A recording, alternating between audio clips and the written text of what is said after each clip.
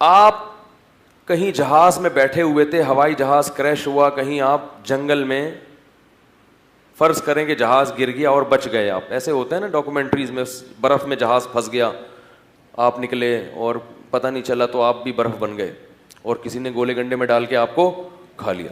ایسے واقعات ہوئے. کہیں جہاز برف میں پھنسا, آپ وہاں سے نکلے, اکیلے تھے اور جنگل میں آپ پہنچ گئے, بیابان میں, جہاں ایسی جنگل ہے جہاں نہ کھانے کا کوئی ذریعہ اور نہ پینے کا کوئی ذریعہ. اب آپ موت کے انتظار میں ہیں کہ یہاں نہ پانی ہے نہ بندوق ہے. دیکھو میرے بیان کا اصول یہ ہے کہ جب بات ادھوری چھوڑوں تو آپ نے اس بات کو مکمل کرنا ہے, تاکہ مجھے احساس رہے کہ جاگ رہے ہیں. تھوڑی بات جاگ کے سنی جائے یہ بہتر ہے کہ سو کے انسان کی بات سنی جائے. تو آپ جنگل میں, بہت اہم باتیں ہیں یہ, باتیں اگر سمجھ میں آ جائیں پوری زندگی انشاءاللہ تبدیل کرنے کا ذریعہ بن جائیں گی. یہی وہ باتیں ہیں جو آج انسان کی سمجھ میں نہیں آ رہی. بڑے بڑے سائنسدانوں کی سمجھ میں اتنی موٹی موٹی باتیں نہیں آ رہی.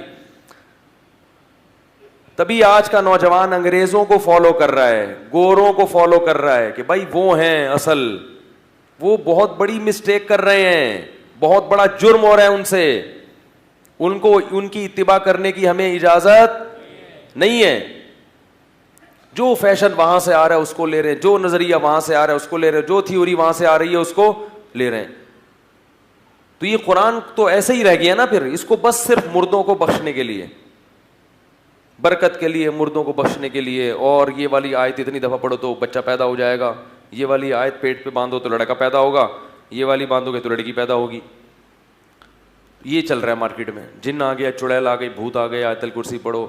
اب تو لوگوں نے قرآن کے علاوہ اور چیزیں بہت ایجاد کر لی ہیں تعویذ گنڈوں میں جو ہے نا, روحانیت میں.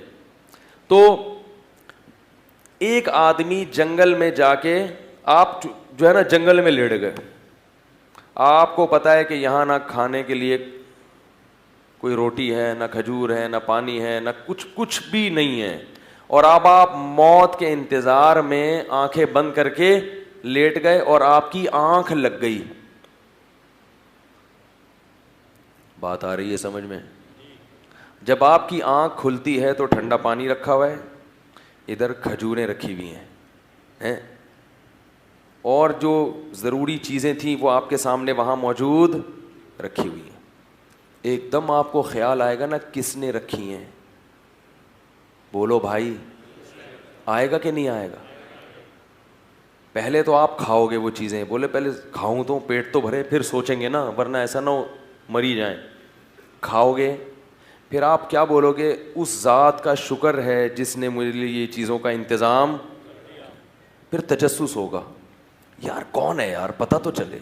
دائیں بائیں جا کے دیکھو گے, اس لیے کہ آپ کا محسن ہے, اس نے مرنے سے بچا لیا آپ کو, تو اس کو میں تلاش تو کروں. کیا خیال ہے؟ آپ جاؤ گے, دائیں بائیں دیکھو گے, درخت کے پیچھے آوازیں مارو گے, بھائی کوئی ہے یار سامنے آؤ یار. کیوں؟ میں کاٹوں گا نہیں بھائی, میں آپ کا شکریہ ادا کروں گا. میرے پاس پیسے پڑے ہوئے ہیں, میں آپ کو کیا دوں گا؟ پیسے دوں گا. اور میرے بڑی جائیدادیں ہیں میرے علاقے میں, آپ آؤ تو صحیح. اب کیا ہوا کہ وہ ختم ہو گیا راشن, جو بھی کھانا پینا تھا ختم ہو گیا. اب پھر آپ پریشان کہ یار ایک ٹائم کا انتظام تو ہو گیا, اب پتہ نہیں کیا ہو گیا. پھر آپ لیٹے ہوئے, آنکھ لگی, اٹھے تو پھر چیزیں رکھی ہوئی ہیں آپ کے سامنے. بھائی کوئی پولیس والا بیان میں بیٹھا ہے تو بتا دے یار, بلانی نہ پڑے نا تاکہ. اب آپ کیا کرو گے؟ پھر شکریہ ادا کرنے کے لیے, یار کون ہے یار سامنے تو آئے. تجسس پیدا ہوگا, تجسس پیدا ہوگا. پھر بھی نہیں ملا, ادھر ادھر ہر جگہ تلاش کرو گے, یار اس کے تو میں ہاتھ چوم لوں, یہ بندہ مجھے ملے مجھے, یار کون ہے یار یہ. پھر آپ وہ ختم ہو گیا, پھر آپ سو گئے. پھر جب سو کے اٹھتے ہو پھر رکھا ہوا ہی ہے. آپ بیمار ہوتے ہو تو اٹھتے ہو تو گولیاں رکھی ہوئی ہیں سامنے, انجیکشن رکھے ہوئے ہیں, پیناڈول رکھی ہوئی ہے, ہر چیز کا آپ کے لیے کیا ہو رہا ہے. پھر آپ دھوپ سے پریشان ہوتے ہو تو ایک خیمہ رکھا ہوا ہے کہ بھائی اسے جوڑ کے بنا لو, اس میں رہو. اگر کوئی غیرت والا آدمی ہوگا جس کی بصیرت کی آنکھیں اندھی نہ ہو گئی ہوں, اس کے لیے سب سے بڑی فکر یہ ہوگی کہ مجھے میرے محسن کو تلاش کرنا ہے. اور اس وقت سب سے بڑی بے شرمی یہ ہوگی کہ آپ کہو گے مجھے کھانے سے مطلب ہے, کون دے کے جا رہا ہے مجھے اس سے مطلب نہیں ہے. بالکل یہی فرق ہے کافر میں اور مسلمان میں. جو ہدایت کا طلبگار ہوتا ہے وہ جب دنیا میں آتا ہے, جوانی کی دہلیز پہ قدم رکھتا ہے, اس کی عقل کامل ہوتی ہے, وہ یہ سوچنے پر مجبور ہوتا ہے کون سی ذات ہے جس نے پانی کے ایک ناپاک قطرے میں آنکھ, ناک, کان, دل, دماغ, جگر, گردے, پھیپھڑے, کلیجی اور یہ پوری باڈی بنائی, اور پھر ماں کے پیٹ میں میرے دل کو اس نے دھڑکا دیا. کیسا دھڑکتا ہے دل ماں کے پیٹ میں, آج تک میڈیکل سائنس اس کو ڈیفائن نہیں کر سکی ہے کہ بچے میں جان کیسے پڑتی ہے, یہ کون سی طاقت ہے جو بچے کے دل کو چلا دیتی ہے. ہمارا جو دل دھڑکتا ہے نا, دل دیکھو موٹر چلتی ہے نا, پانی کی موٹر, آپ لوگ کا دل تو دھڑک رہا ہے نا اس وقت. پانی کی جو موٹر چلتی ہے تو اس کو کرنٹ چاہیے نا, توانائی چاہیے اس کے گراریوں کو گھمانے کے لیے, پھر وہ پانی سک کرتی ہے اور آگے پھینکتی ہے. تو دل بھی ایسا ہی کرتا ہے, خون کو سک کرتا ہے اور پچکاری مار کے آگے پھینکتا ہے. تو اس کو حرکت دینے کے لیے کوئی چیز انرجی چاہیے نا, کوئی سپلائی چاہیے نا, اس کو کرنٹ چاہیے. وہ کرنٹ آتا ہے, بولو بھائی, دماغ سے, جس سے اس وقت آپ ابھی بہت کام لے رہے ہیں الحمدللہ. وہ کرنٹ کہاں سے آئے گا؟ دماغ سے آئے گا. دماغ سے کرنٹ آتا ہے جس سے وہ دل حرکت کرنا شروع کرتا ہے. لیکن دماغ کرنٹ پھینکنے کے لیے بلڈ کا محتاج ہوتا ہے. بلڈ کا سرکولیشن دماغ میں شروع ہوگا تو وہ زندہ ہوگا, اور زندہ ہو کے اپنا کام کرنا شروع کرے گا. اور بلڈ کے سرکولیشن کے لیے دل کا پہلے دھڑکنا, آپ کی آواز نہیں آئی بھائی, وہ جو پیچھے بیٹھے ہیں, آپ کو کہہ رہا ہوں سفید پگڑی والے, دل کا پہلے دھڑکنا کیا ہے؟ ضروری ہے. تو دل دھڑکے بغیر دماغ میں جان نہیں پڑے گی, وہ کرنٹ نہیں پھینکے گا, اور کرنٹ پھینکے بغیر دل دھڑکے گا نہیں. میں نے ڈاکٹروں سے یہ سوالات پوچھے, کہہ رہے آج تک سائنس اس راز پہ مطلع نہیں ہو سکی ہے کہ پہلی دفعہ کیا ہوتا ہے, کرنٹ پہلے آتا ہے یا دل پہلے دھڑکتا ہے. اگر کرنٹ پہلے آتا ہے تو جان پڑے بغیر, دل کے دھڑکے بغیر دماغ میں زندگی کیسے پیدا ہو گئی؟ اور اگر دل پہلے دھڑکتا ہے تو دماغ میں کو بلڈ کا سرکولیشن سے کرنے سے پہلے وہ دھڑکا کیسے؟ تو یہ جوان ہونے کے بعد ہر انسان کیا یہ باتیں سوچنے پر مجبور ہوتا کہ یار پانی کے ایک قطرے سے ماں کے پیٹ میں فی ظلمات ثلاث, قرآن کہہ رہا ہے 3 اندھیروں میں بنایا ہے. 3 اندھیروں میں, 3 پردے ہیں ماں کے پیٹ میں جہاں انسان کی کیا ہوتی ہے؟ تعمیر ہوتی ہے اس کی. اور تعمیر کن چیزوں سے ہوتی ہے؟ یہ بھی عجیب سوال ہے. قرآن کہہ رہا ہے انا خلقناکم من تراب, تمہارا جو بھی مادہ تیار ہوتا ہے نا, سب سے پہلے مٹی ہے. مٹی سے گھاس بنتی ہے, مٹی سے تناور درخت پیدا ہوتا ہے, مٹی سے پھل فروٹ پیدا ہوتے ہیں, والدین وہ چیزیں کھاتے ہیں, وہ مٹی ہے. زمین کھود کے دیکھو تو نہ اس میں خربوزہ ہے نہ تربوز ہے, ایک بیج ہوتا ہے, اسی گوشت اور گوبر کے ملاپ سے اس بیج سے اللہ خربوزے, آم, پپیتے اور پتہ نہیں کیا کیا پیدا کر دیتے ہیں. یہی چیز جب والدین کھاتے ہیں, یہی مٹی, تو اللہ تعالیٰ اس مٹی کو خربوزے سے بنا کے اولاد کے جرثوموں میں تبدیل کر دیتے ہیں. اسی مٹی سے گوشت بھی مٹی سے بنتا ہے. گائے بھینس یہ کھاتی ہے نا چارہ, یہ چارہ کہاں سے آیا؟ مٹی سے. وہی تمام جو خوراک آپ کھاؤ گے وہی انسان کے باڈی کا کیا بنے گی؟ حصہ. پھر ماں جب یہ چیزیں کھاتی ہے, روٹی کھائے گی, اسی روٹی سے بچے کی آنکھ بنے گی, اسی روٹی سے بچے کی ناک بنے گی, اسی روٹی سے بچے کے, خدا کی قسم یہ اتنا عجیب نہیں ہے کہ آپ سوتے ہو آپ کے قریب کوئی کھجوریں رکھ کے چلا جاتا ہے.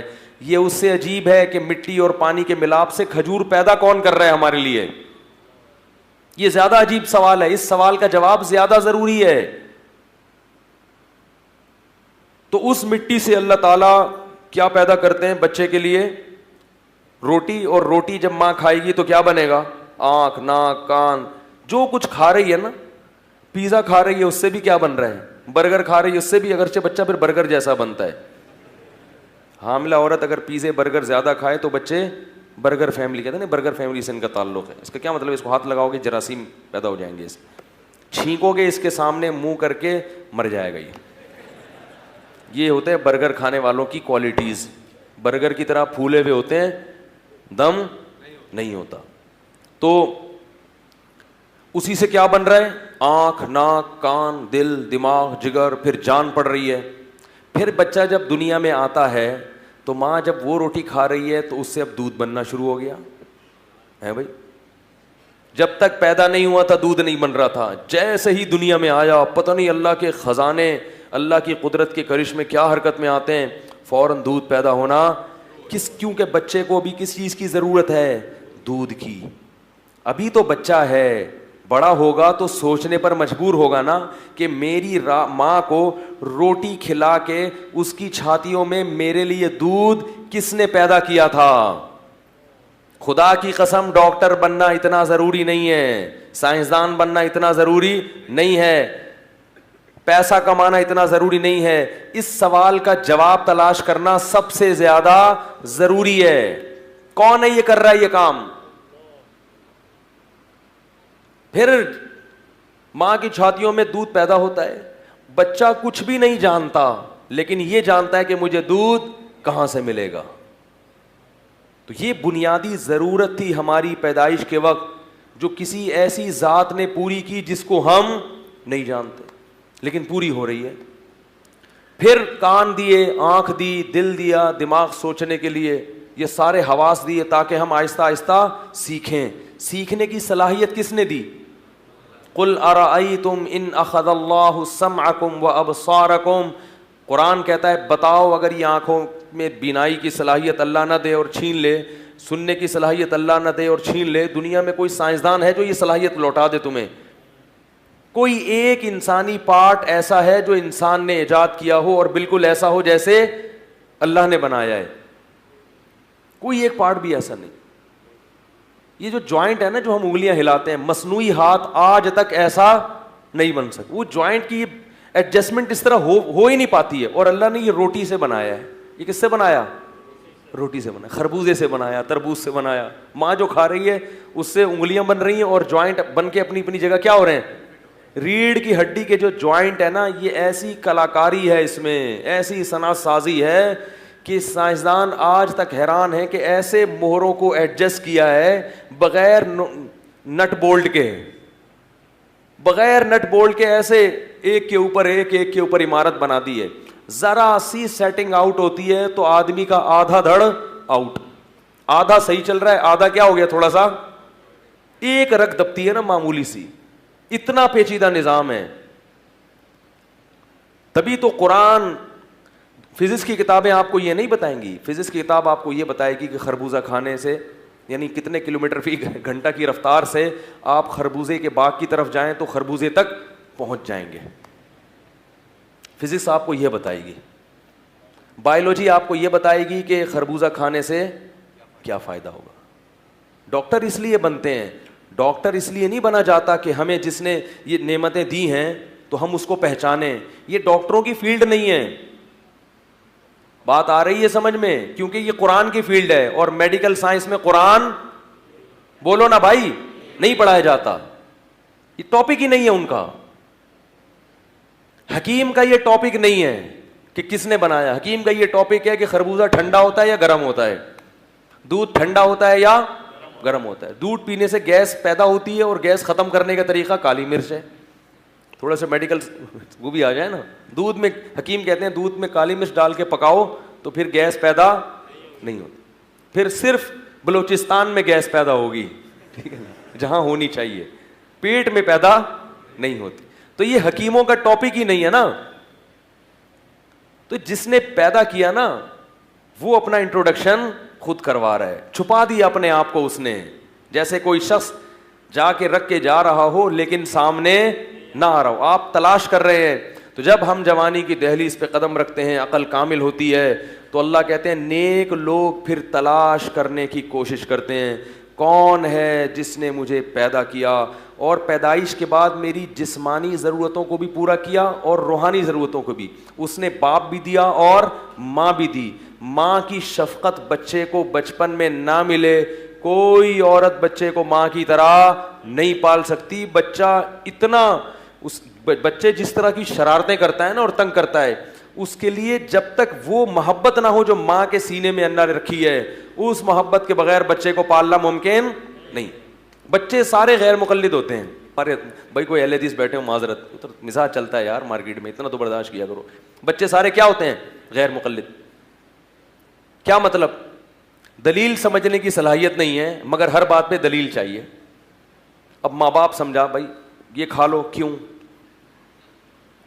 بچے ایسے ایسے سوال پوچھتے ہیں نا, کیوں. اس کا حل کیا؟ ایک تھپڑ لگاؤ. اگر بچوں کو دلائل سے سمجھانا شروع کر دو تو کیوں کے جواب میں ختم ہو جائے گے سارے. تو کس قدر تنگ کرتے ہیں, لیکن اللہ نے ماں باپ کے دل میں ایسی محبت رکھ دی, چونکہ بچے کو ایسی محبت کی ضرورت تھی, لہذا اللہ نے ماں کے سینے میں ایسی محبت ڈال دی. باپ کے دل میں اللہ نے اولاد کے لیے ایسی محبت ڈال دی. پھر جب وہ جوانی کی دہلیز پہ قدم رکھتا ہے, قرآن کہتا ہے کہ اس خوراک دودھ کے بعد پھر اناج کی ضرورت پیش آتی ہے نا. اللہ نے کیا کہا کہ کیا کھلاؤ اس کو؟ گندم, دلیا, اناج, یہ چیزیں کھلاؤ. تو یہ چیزیں کہاں سے آئیں گی؟ زمین سے. تو اللہ کیا کرتا ہے؟ کھاد اور مٹی کے ملاپ سے گندم پیدا کرتا ہے. آسمان سے پانی برسائے گا. پانی برسانے کا عمل ایک بڑا عجیب ہے. بچہ جب پہلی دفعہ ہوش میں جب سلامت ہوتے ہیں نا, آسمان سے پانی برستا ہوا دیکھتا ہے تو وہ پہلی دفعہ سوچتا ہے کہ یہ کیا ہو رہا ہے, یہ کیوں برس رہا ہے. اسے نہیں پتا کہ یہ تیری زندگی کا اللہ کی طرف سے انتظام ہو رہا ہے. یہ پانی اگر آسمان سے نہ برسے تو بھی مر جائے گا اور اس زمین پہ بسنے والی ساری مخلوق ہلاک ہو جائے گی. وَفِي السَّمَاءِ رِزْقُكُمْ, اللہ فرماتے ہیں اسی آسمان کے پاری میں تمہاری روزی رکھی ہوئی اللہ نے. یہ بند ہو جائے تو فیکٹریاں بند, چائنا جتنی مرضی ترقی کر لے, بارش بند ہو گئی نا, چائنا کی آسمان پہ جاتی ہوئی ترقی دھڑام سے زمین میں دفن ہو جائے گی. ساری فیکٹریوں کے پہیے گھوم رہے ہیں کس سے؟ بارش کے پانی سے.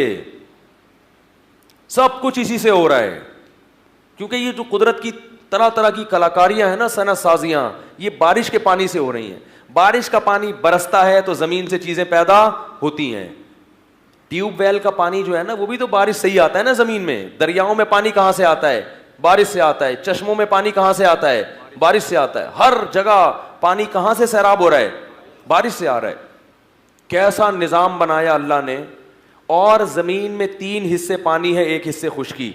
اگر یہ 3 حصے پانی نہ ہوتا تو جتنی بارش کی زمین کو ضرورت ہے اتنی بارشیں زمین پہ نہ برستی. تو اللہ نے انسان کو پیدا کرنے سے پہلے خشکی کا جتنا ایریا دیا اس سے 3 گنا اللہ نے پانی زیادہ پیدا کر دیا, تاکہ میرا یہ بندہ جب زمین میں چلے گا پھرے گا تو اتنا پانی اس کو آسمان سے برس کے ملے گا جتنے پانی کے لیے اس کی زندگی کے لیے ضروری ہے. یہ بہت بڑی حاجت تھی جو اللہ نے ہماری پوری کر دی.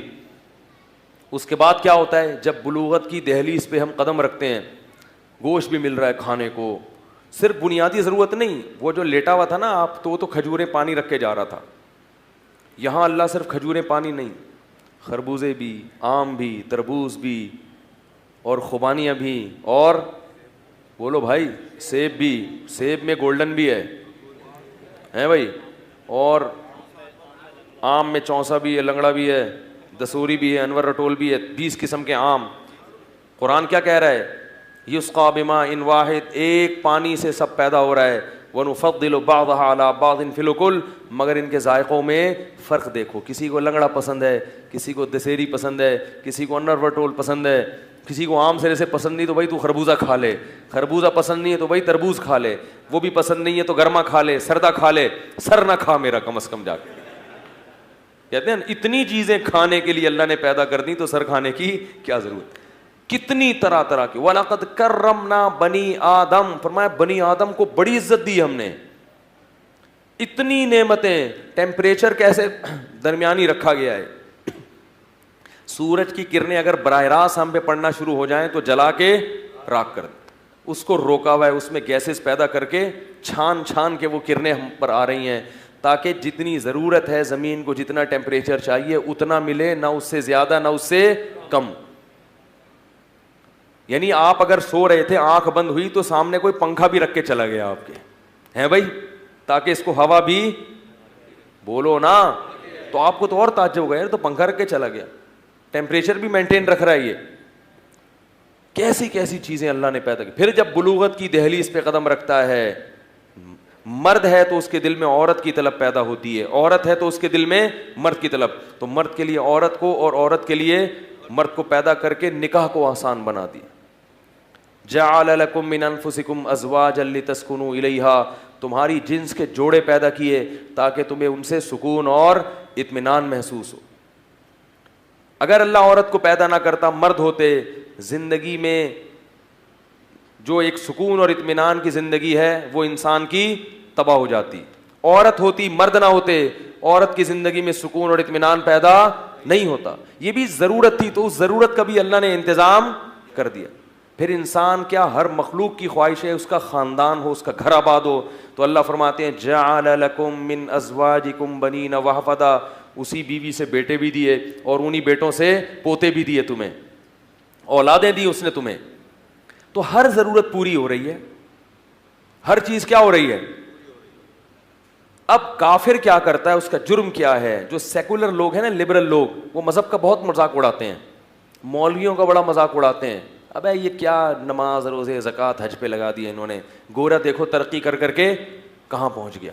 کر لو ترقی, آنا کس کے پاس ہے, اللہ کہہ رہے ہیں جہاں مرضی نکل. یہ ایسے ہی ہے جیسے دو آدمی لیٹے ہوئے, دونوں کی آنکھ لگتی ہے, ایک کھجوریں دونوں کو ملتی ہے, ایک اپنے مالک کو تلاش کر رہا ہے اور دوسرے کو پتہ بھی چل گیا کہ مالک کہاں ہے, مگر اس کا شکریہ ادا کرنے کے لیے تیار نہیں ہے, اور کیا یہ بیوقوف ہے, یہ مالک کا شکریہ ادا کرنے جا رہا ہے, اسے پیسے دینے جا رہا ہے, اور میں ترقی کر رہا ہوں. میں کیا کر رہا ہوں, میں کھجور سے حلوہ بنا رہا ہوں, پھر حلوے سے معجون بناؤں گا. یہی ہے نا دنیا کی چیزوں سے, ایسی معجون بناؤں گا کہ ایک چمچہ کھاؤ اور آدمی بالکل طاقتور ہو جائے. یہ چیزوں میں لگ گیا وہ. بناؤ بھائی, کھجوروں سے معجونیں بناؤ, دوائیں بناؤ, لیکن جس نے یہ کھجور دی ہے پہلے, یہی فرق ہے, یہی وجہ ہے کہ مسلمان کیسا ہی نالائق ہو بالآخر جنت میں جائے گا, اور کافر کتنا ہی ترقی کر کے چاند تک پہنچ جائے اس کا ٹھکانہ جہنم کی آگ ہے, کیونکہ اس نے اپنے پیدا کرنے والے کو اور اپنے محسن کو پہچاننے کی کوشش